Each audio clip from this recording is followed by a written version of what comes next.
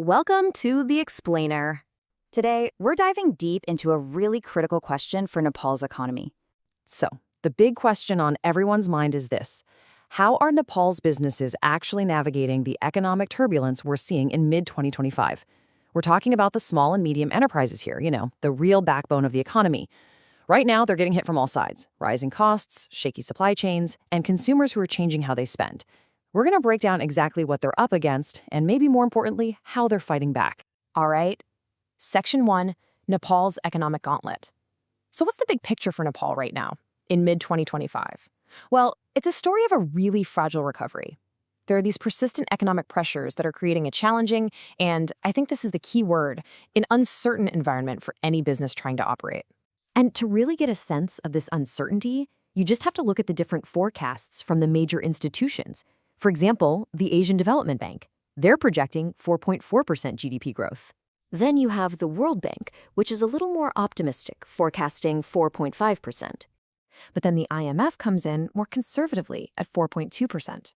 Now, these might seem like small differences, but when the top financial institutions can't quite agree, it signals some deep uncertainty. And if you're a business owner, how do you plan for the future with that kind of variance? And it's not just the growth forecasts. This uncertainty gets even worse when you factor in inflation.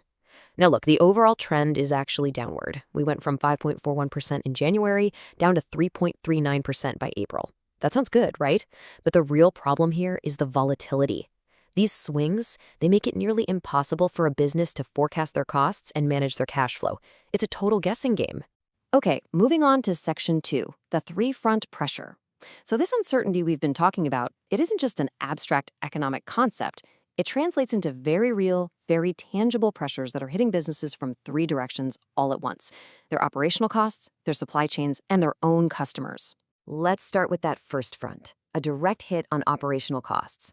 Now check this out. Over half of all raw materials used in Nepalese manufacturing are imported. Think about that.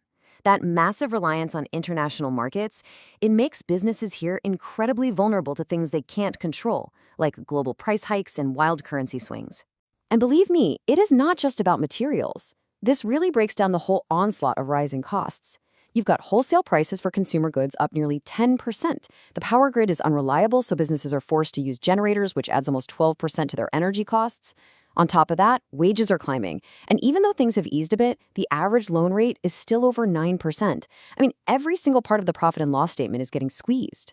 All right, that brings us to the second pressure point, the supply chain itself. And this is a big one. It's not just about the cost of goods anymore, but about whether you can even get them. You've got poor domestic infrastructure creating bottlenecks at home, unpredictable global trade policies causing uncertainty abroad, and then inefficient customs adding costly delays at the border. For these businesses, it's just a constant battle to keep the wheels turning. And now for that third front, the customer. This is where you see a really critical mismatch. So on one hand, wages have gone up by about 2.6%. Okay, but the cost of living, what things actually cost, has risen even faster at nearly 3.4%. So what does that really mean? It means that for the average person, their actual purchasing power is shrinking. They're making more, but they can buy less. And it's just common sense, right? When people have less money to spend, their behavior changes. They start prioritizing the absolute essentials. They're hunting for bargains online. And an interesting trend is that some are becoming more conscious about where their money goes, actively looking for sustainable products. For the SMEs trying to sell to them, this means their customer base isn't just smaller. It's a whole lot harder to predict. Okay, Section 3, resilience in action. Now, I know this has sounded pretty tough so far, but this isn't just a story about challenges. It's also a story of incredible resilience. So let's pivot and look at how these Nepalese businesses are doing more than just surviving. They're actually adapting and innovating. So you're faced with this problem of being over-reliant on expensive, unpredictable imports. What's the solution? Well, many are looking inward. Instead of being at the mercy of global markets, the really smart SMEs are actively forging partnerships with local suppliers.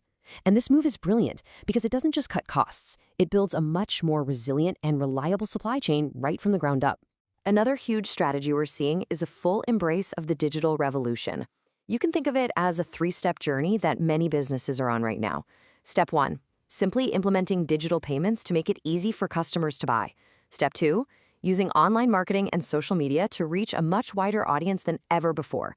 And finally, step 3, launching their own e-commerce sales channels to sell directly to consumers, cutting out the middleman. And look, this isn't just some business school theory. Let's take a real-world example, Pashilo Foods.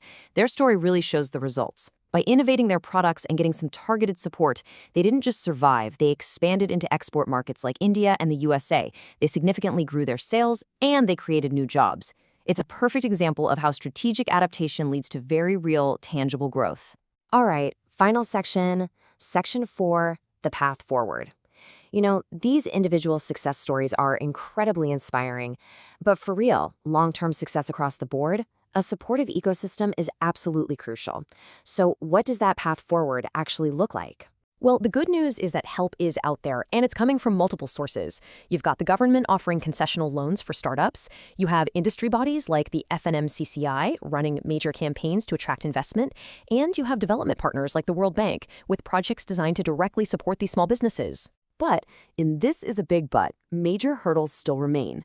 Industry groups are pointing to a really critical gap when it comes to financing. The frustrating part is that there's capital sitting in the banks, but restrictive lending guidelines often prevent that money from actually reaching the SMEs who need it most. It really highlights that gap between having a policy on paper and making it work in practice. So when you boil it all down, a sustainable future for Nepal's SMEs really hinges on 4 strategic imperatives. First, ensuring macroeconomic stability to reduce that crippling uncertainty. Second, improving access to finance so businesses can grow. Third, investing in infrastructure to cut down those logistical headaches and costs. And fourth, continuing to promote and support SME digitalization to boost their competitiveness on a larger scale. Which really leaves us with a final provocative question to think about. We've seen the immense pressures these businesses are under, but we've also seen incredible resilience and innovation. The challenges are absolutely undeniable, but is it possible that these very pressures are forcing a necessary evolution, creating a stronger, more adaptable, and ultimately more competitive SME sector for the future? It's a fascinating thought. This was an analysis from Alpha Business Media.